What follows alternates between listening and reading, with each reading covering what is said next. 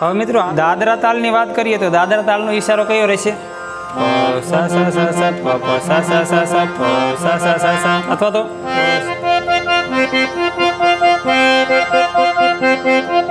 તબલા સાથે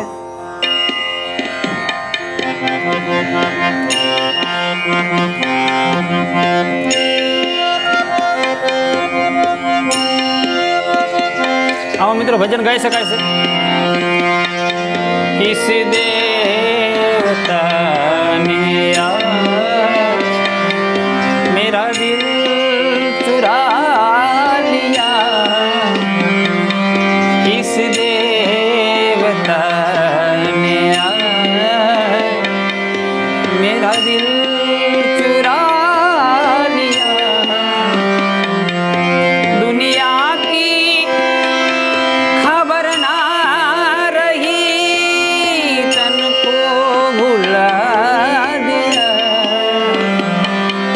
मेरे तन को भुला दिया,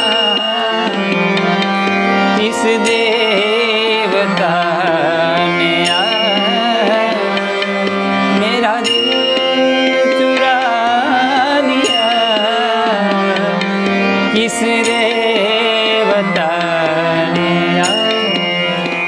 હવે મિત્રો તાલ ડબલ લગીની વાત કરીએ આપણે, ઉપરના ભજનો બધા ગાવા હોય તો તાલ ડબલ લગીની